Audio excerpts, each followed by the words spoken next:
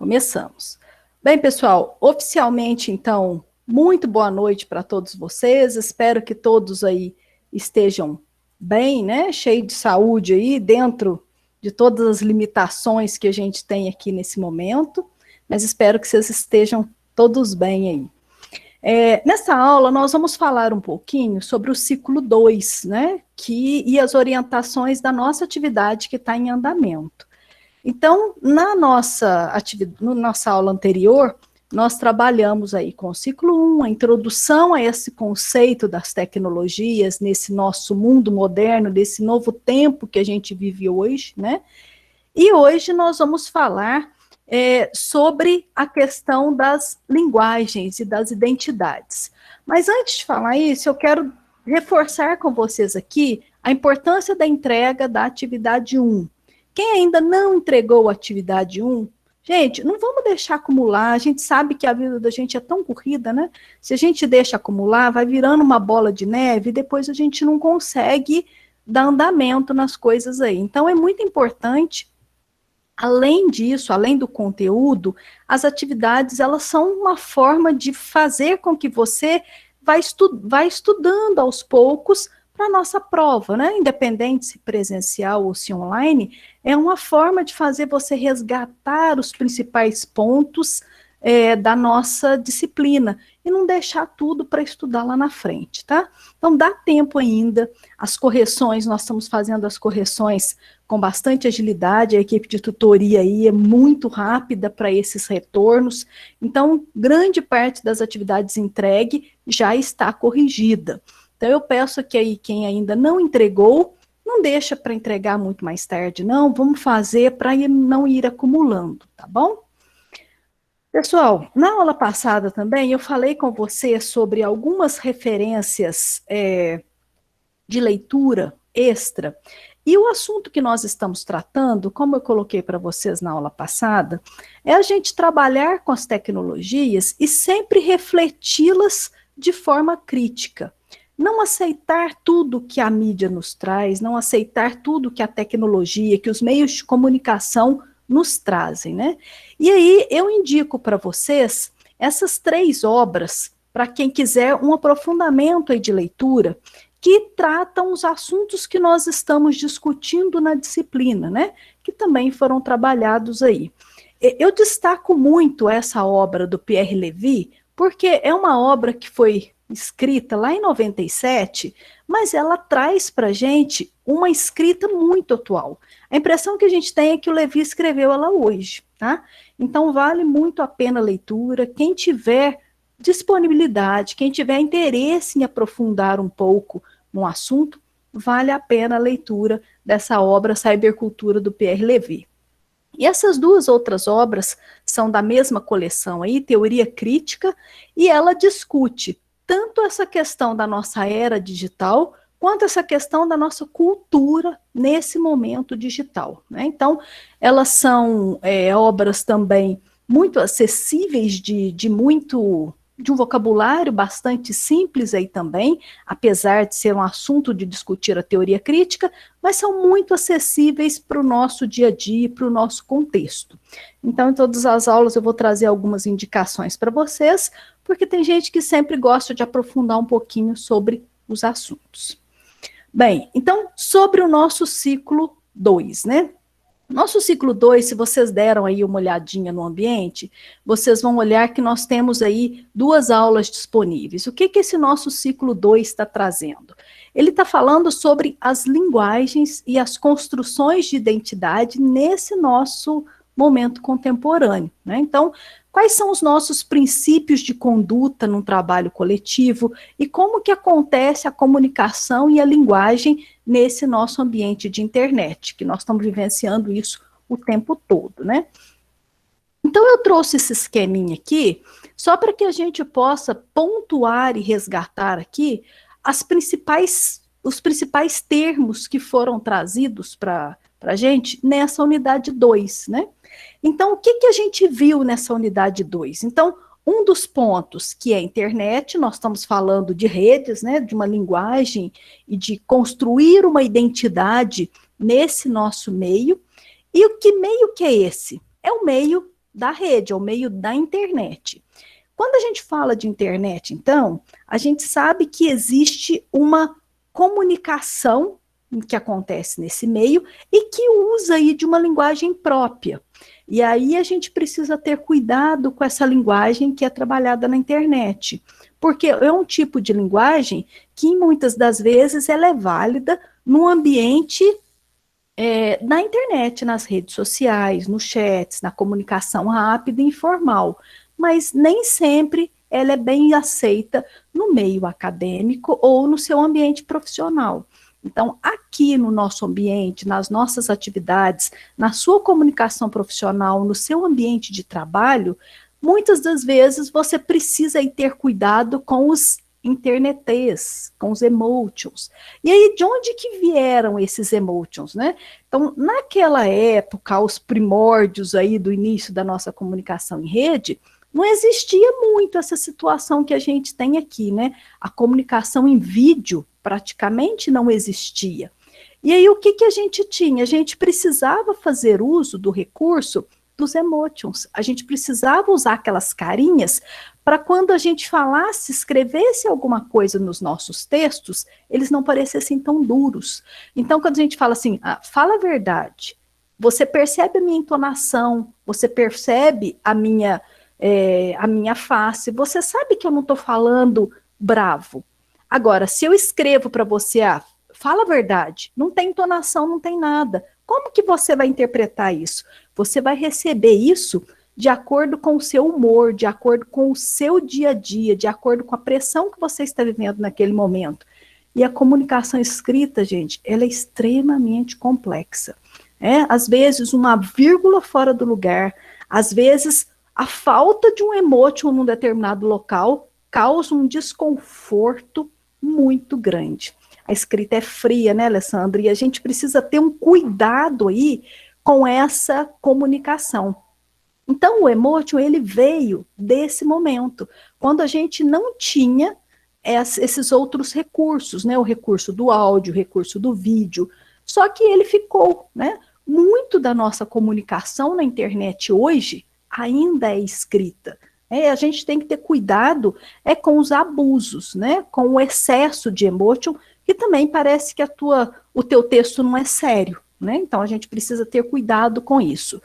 Então, dosar isso, porque existe tudo em dose aí no ambiente de trabalho, no ambiente mais descontraído, no ambiente educativo. O internetês, aquelas abreviações, VC também, now. Gente, isso foi também numa época em que a digitação era lenta, em que a gente pagava por caractere. Quem que lembra de telegrama, gente? A gente passava telegrama para dar os parabéns para os noivos, para dar os pêsames num falecimento de uma pessoa, e a gente pagava por caractere. Então, a abreviatura das coisas era uma coisa necessária. A gente conectava, para quem não é dessa época, se a gente olhar as carinhas mais novinhas aí, nós não vamos nem falar de idade, que é para a gente não ir se entregando, né? Mas se a gente for pensar aí nessa época dessa comunicação, que a gente conectava aos sábados, aos domingos, que a gente esperava a conexão por modem, fazendo aquele barulhinho, a tua comunicação tinha que ser muito rápida. Então, a gente usava essas abreviações para um texto ser mais ágil, para a comunicação ser mais rápida, para você não demorar muito num bate-papo, por exemplo, da UOL conversando com as pessoas, né? Então, hoje, isso pegou, ou seja, a comunicação escrita, ela pegou, e esse internetês, essas abreviações, pegaram também. Mas a gente tem que ter cuidado com o ambiente no qual a gente usa esse tipo de abreviação, esse tipo de internetês. Hoje, todos os teclados têm acento. Não justifica você escrever um now mais N-A-U-M para falar não. Gente, tem acento, e os corretores já corrigem isso automático para a gente. E por que eu estou falando isso? Porque é um vício. A gente digita isso de uma forma tão natural nos nossos ambientes de rede, que quando a gente vai para um ambiente de trabalho profissional ou até mesmo acadêmico, a gente continua essa escrita. Então, qual que é a sugestão que eu sempre faço? Utilizem os editores de texto e principalmente com os aplicativos que já fazem as correções automáticas, tanto no celular quanto no computador, você pode colocar extensões aí que já vão destacando o seu texto e já vão fazendo essa correção para você, né? Então, é importante. Você está no editor de texto, ele marcou de vermelhinho o teu texto, dá uma olhada, tem algum problema ali, né? Então, é muito importante isso em qualquer ambiente que não seja um ambiente informal, né? O seu ambiente de trabalho, o seu ambiente, por mais descontraído e por mais livre que seja a sua relação com seus colegas de trabalho, o seu ambiente de trabalho é um ambiente mais formal, tá bom? Você refletiu muito sobre isso, deixa eu ver o que você escreveu aqui. Você refletiu muito sobre isso para parar com essas abreviações. Pois é, né? É importante essas reflexões. E é isso que é válido, é que vocês reflitam sobre esse assunto. É nessa linha que a gente precisa trabalhar a disciplina. Ser críticos em relação aos assuntos que nos são colocados, tá? E aí, outro assunto que nós trabalhamos nessa unidade 2, o que foi? Foi a questão da netiqueta. Netiqueta é uma junção de duas palavras. Net, rede, né? E etiqueta. Regras de boa educação no ambiente em rede. Não é porque está na rede que qualquer coisa vale, não, gente. A regra de boa educação, ela tem que existir em qualquer ambiente. Então, o respeito, o cumprimento, o agradecimento, a cordialidade com os outros, independente se é o seu colega, se é o seu professor, se é o seu coordenador, isso tem que existir, se é o seu chefe, isso precisa existir no seu ambiente, na escrita em rede. Isso é fundamental. E às vezes as pessoas acham, porque está na internet, eu não preciso dessas regras de boa educação. Gente, nós mudamos o local, mas a boa educação, ela tem que continuar existindo, né? Então, nessa aula, eu também comento um pouco disso para vocês nessa unidade 2, e isso é muito importante destacar. Outro ponto que foi trabalhado nessa nossa unidade 2, a questão da interação, do trabalho em grupo, da conduta do trabalho coletivo, são esses outros pontos que eu trago aqui. A parte ética, ela esbarra em todo o nosso processo de interação. O trabalho em grupo, por exemplo, todas as vezes que vocês forem trabalhar em grupo, eu brinco sempre, né? Brinco sempre com isso. Se você quer ir rápido, vai sozinho. Mas se você quer ir mais longe, ir em grupo é fundamental. Por quê? Dependendo da graduação, um curso de 5 anos que você vai levar aí, gente, sozinho é muito difícil. No meio do caminho, você vai desanimando, parece que as coisas não rendem. E aí, se você tem um colega que te dá um suporte, se você tem um colega que te ajuda, isso parece que fica um pouco mais leve para você aí no andamento, né? E aí, esse relacionamento virtual, o que a gente não pode perder de vista? Que na EAD nós estamos tratando com perfil muito diferente de alunos. Existe uma diversidade muito grande aqui no nosso meio, né?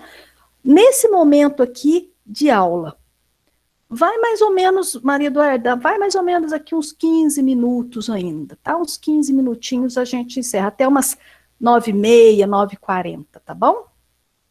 Nesse nosso ambiente que nós estamos aqui, existe uma diversidade muito grande. Só para a gente ter uma noção agora, das pessoas que estão online aqui na sala. Coloquem aí no chat, por favor, de onde vocês são, de qual cidade, estado vocês estão falando. Só para que a gente tenha uma noção de como que é a situação. Ó, Varginha, Três Corações, Avaré, Alagoas, Porto... Gente, peraí, que passa muito rápido. Tem muita gente na sala, eu sou lerda para ler. Peraí, ó. Ó, Varginha, Três Corações, Avaré, Alagoa, Brasília, Jales... Sintra, Portugal, Vitória da Conquista, Bahia, São Lourenço, Recife, Monsenhor Paulo, Lambari, Peçanha, Três Pontas, Macuco de Minas, Lambari, Pouso Alegre, Três Pontas, Curitiba, Queimado, no Rio de Janeiro, Mariana, Minas Gerais, Nova Resende, São Paulo, Bragança Paulista. Gente, vocês estão vendo a diversidade? Cada um está num horário diferente. Algumas pessoas estão com fuso horário diferente. Eu até brinco, né? Porque a gente tem alguns horários de aula aqui que para quem está fora do Brasil, o fuso horário é diferente. Então, às vezes, alguns falam assim para mim, professora, vai devagar, eu já estou muito de noite aqui, eu não estou conseguindo acompanhar, né? E tem também a questão, nossa, da nossa diversidade. Eu digo assim, cada um que fala, fala a partir de um ponto de vista, fala a partir de uma formação, fala a partir de uma cultura. Eu não sou bom em tudo, você não é bom em tudo, mas cada um é bom em alguma coisa. E isso no trabalho em grupo nos enriquece muito. Mas, gente, a paciência, o relacionamento virtual, nem todo mundo vai poder se comunicar com você para fazer um trabalho em grupo às 8 horas da manhã. Nem todo mundo vai ter o horário de almoço do meio-dia às 13 horas para discutir o trabalho em grupo. Não quer dizer que aquela pessoa não está disponível para fazer o trabalho com você. Quer dizer que do meio-dia a 1, às vezes é o horário de estar dando almoço para as crianças. Então, isso é muito complicado num ambiente onde existe uma diversidade muito grande. Então, a nossa colaboração, a nossa forma de compartilhar, ela é fundamental. Mas respeitar essa diferença, essa diversidade nesse relacionamento virtual faz toda a diferença para a vida da gente. E aí eu resgatei esse slide de uma das nossas aulas, né? Que é um slide que eu gosto muito de reforçar, né? Ou seja, as diferenças, elas nos enriquecem e o respeito, ele nos une. Nós vamos ter aqui momentos de comunicação síncrona e assíncrona. Nem todo mundo consegue responder a gente no tempo que a gente precisa, né? Às vezes você está ali naquela angústia, porque você precisa daquela resposta naquele momento e você não consegue o retorno. Pensa que existe diferença, que existe fuso horário diferente, que existe tempos de trabalho diferentes. Tem colegas nossos aqui que avisam o professor, desculpa, não consigo assistir nenhuma aula ao vivo, porque esse é o único horário que eu tenho para dormir. Eu trabalho a noite toda. Então, se eu ficar acordado nesse horário, eu não dou conta de ficar acordado da meia-noite às 6 da manhã, né? Ou da meia-noite ao meio-dia, porque eu trabalho noturno, né? Então, a gente precisa respeitar isso. Às vezes a pessoa não responde a gente, não é porque ela quer te ignorar, né? É porque muitas das vezes ela não pode, né? A diversidade dela, o contexto dela, a forma na qual ela está trabalhando é diferente da sua, né?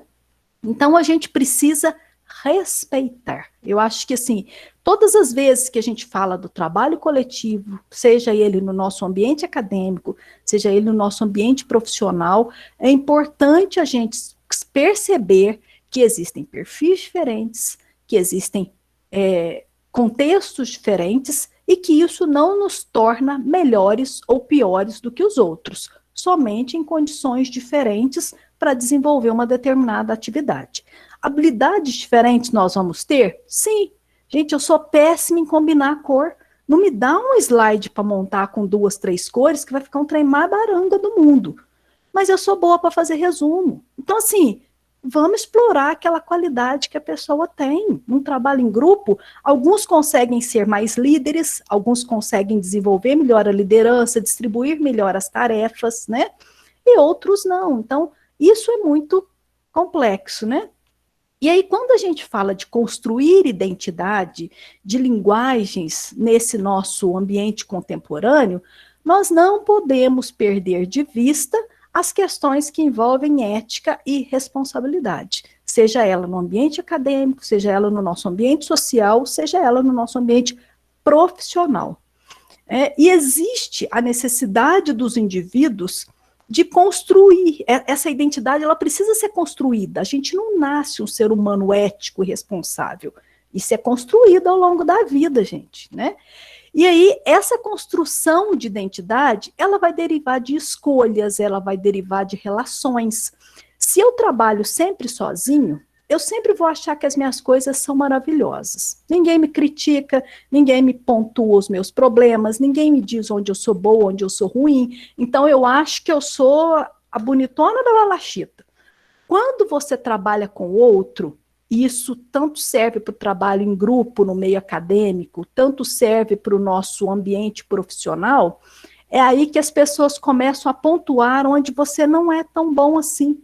E isso dói, gente, né? Mas a gente precisa perceber que é nessa relação que a gente constrói a nossa identidade. É quando alguém vai pontuando aquilo que eu posso melhorar. E às vezes ela nem pontua de forma direta. Você faz um texto, ela vai lá e pega seu texto. Não, deixa eu dar um ajustinho nesse texto. Na verdade, é porque de repente não ficou tão bom, né? E aí, isso é uma construção de identidade. A interação vai influenciando a nossa formação de caráter. Então, é muito importante isso no nosso meio profissional, no meio social, no nosso meio acadêmico, porque é na interação que a gente se forma enquanto sujeito, que a gente constrói a nossa identidade, tá? E aí, a gente precisa saber sempre nos relacionar, porque isso é essencial no trabalho coletivo. No ambiente de trabalho compartilhado, por exemplo, a gente vê muito, a pessoa liga o fone alto, liga o ar-condicionado no último e esquece que aquele ambiente é compartilhado com outros, né? Gente, o respeito ao outro que está junto com você, o bom senso, as trocas, o compartilhamento, as negociações, isso é fundamental. Um ambiente coletivo, um ambiente compartilhado, uma atividade compartilhada, não é só a sua opinião que prevalece. As opiniões precisam ser discutidas, os pontos de vista precisam ser analisados, tá? Precisamos pensar nisso. Relacionar é essencial. E aí, para que a gente tenha sucesso nesse nosso ambiente de AD, a gente precisa estar atento a esses grandes 4 pontos que é pontuado aí na literatura dentro do nosso guia de estudos. Precisamos ser gestor do nosso processo de aprendizagem e buscar autonomia. Por mais que a gente queira acompanhá-los de perto, se você não pontuar a sua dificuldade, se você não vir atrás e não disser assim, professor, não estou entendendo, gente, não vai para frente, sua dúvida vai ficar aí, eu vou ficar do lado de cá achando que está tudo uma maravilha. Você precisa ser gestor do seu processo de aprendizagem. E isso não quer dizer que você tenha que ir sozinho, não é isso. Isso quer dizer que você precisa dizer que precisa de ajuda, tá? Autonomia é essencial. Você precisa exercitar essa liberdade para poder trabalhar suas possibilidades. E a autonomia, gente, é um risco, porque o excesso de liberdade te deixa procrastinando, fazer depois o que você pode fazer agora. E aí você pode fazer a sua atividade de hoje à noite. Ah, mas hoje à noite é eliminação do Big Brother, né? Deixa para amanhã. Aí deixa para amanhã. Aí amanhã tem jogo de não sei quem contra quem, e aí você vai assistir, vai tomar uma cerveja. Aí depois de amanhã, e aquilo vai acumulando. Quando você viu o que aconteceu, já venceu a atividade 2, você não entregou nem a 1. Isso acontece da mesma forma no ambiente profissional. Então, o excesso de autonomia, o excesso de flexibilidade, ele é o que a gente diria, uma ambiguidade, né? É alguma coisa ambígua. É tão flexível que se torna um risco. A Alessandra colocou aí, autonomia, flexibilidade são as vantagens e os riscos da EAD. É o ambíguo, né, Alessandra? É aquilo assim, ao mesmo tempo que é perfeito, que é ótimo, eu faço no meu tempo, quando eu quiser, com meu cachorro aqui perto, com meu filho do lado, ao mesmo tempo você vai empurrando isso, vai empurrando, e aí você desiste, porque você não dá conta de correr atrás mais, né? Então, essa liberdade, ela é fundamental para essa discussão ética, né? Ela implica nessas opções individuais. Mas vejam, a ética ela está sempre ligada a essa reflexão individual e racional. Né? Então, a maneira universal como os indivíduos se comportam, a minha opção individual, os meus princípios, a norma moral, isso não tem uma fórmula pronta. Isso a gente constrói onde? A gente constrói nas nossas relações, no nosso relacionamento que a gente vai construindo isso, né? E só para que a gente feche aqui, então, um dos principais, não faça hoje o que você pode deixar para amanhã. Verdade, né, Luana? É mais ou menos assim, né? Não faz hoje o que você pode deixar para amanhã. Perfeito, né? Esse é um dos grandes problemas nossos, né? Impor limite aos outros, administrar tudo que me passa, fica complicado.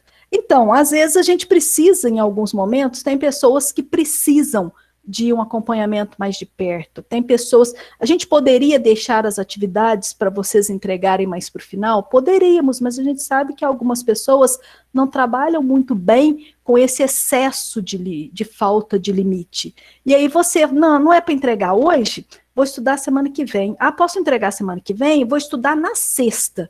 E aí caiu uma chuva forte, a sexta passou e eu tive uma outra... Não vou nem falar de festa, porque a gente não está saindo para festa, né?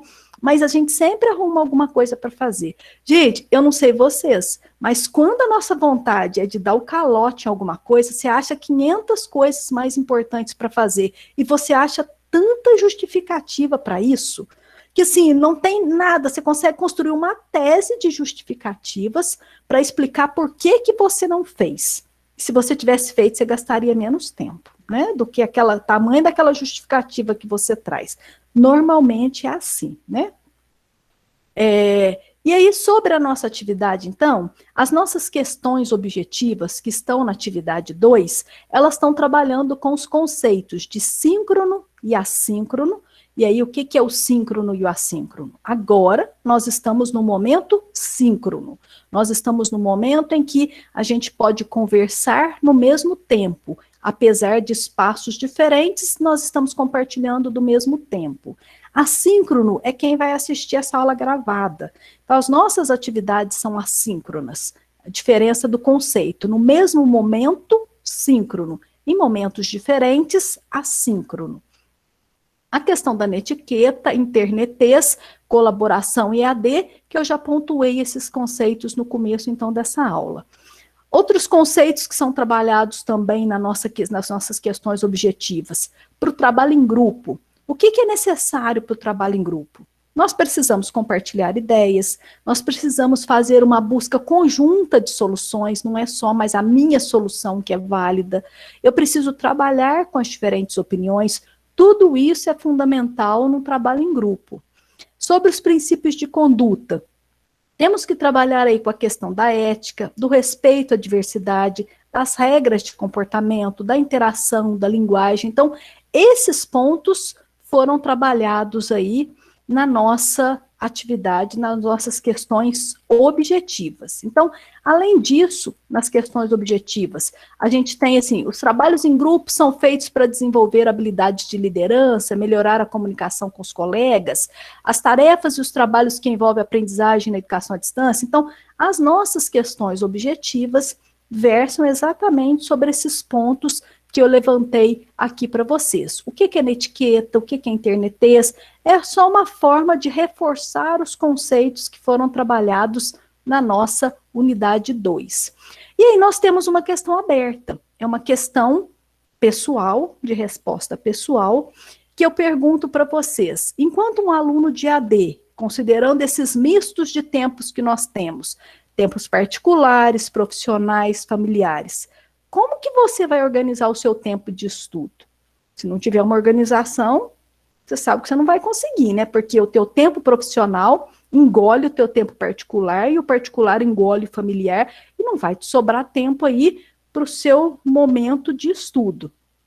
Como que você pretende organizar isso? Você tem um horário para estudos? Você tem uma dedicação diária, uma dedicação semanal, um dia que você estuda cada disciplina? Como você pretende se organizar para isso? E cite pelo menos uma dificuldade que você encontraria para trabalhar em grupo nas atividades que forem propostas aqui no curso. Qual seria a sua dificuldade? Eu sei que muita gente tem uma disponibilidade grande de tempo, outros nem tanto. Muita gente sabe trabalhar com compartilhamento de ideias, sabe trabalhar com a crítica, outros nem tanto, né? Então, vocês vão colocar para mim. O que eu peço para vocês? Elaborem respostas completas, conforme eu coloquei na aula anterior para vocês. Completas em que sentido? Para organizar o meu tempo de estudo, será necessário, ou seja, tentem compor as frases para que vocês criem aí o hábito de uma escrita mais elaborada, né? Uma das dificuldades que eu teria para trabalhar em grupo aqui no curso seria a disponibilidade de tempo, uma vez que então, busquem sempre uma escrita, uma composição de frases que tenha sentido sem a pergunta. Depois que você escrever a sua resposta, tampe a pergunta. Vê se você lendo a sua resposta em voz alta, ela tem sentido sem a pergunta, se a pessoa não lê a pergunta. Crie esse hábito para ajudar a desenvolver a escrita, né? Alguns têm pontuado que têm mais dificuldade de escrever, que sentem um pouco mais de dificuldade porque estão mais tempo aí fora da escola. Então, é importante ir criando esse hábito nas nossas atividades que são abertas, tá bom? Pessoal, a nossa aula de hoje era esse resumo mais breve, viu? Eu não falei 50 minutos igual na aula passada, nem 1 hora igual na outra aula, né? Consegui resumir um pouquinho. A gente se vê na próxima aula, fico à disposição de vocês e desejo uma semana maravilhosa para todo mundo aí. Com Deus, gente! Obrigada, professora. Boa noite a todos.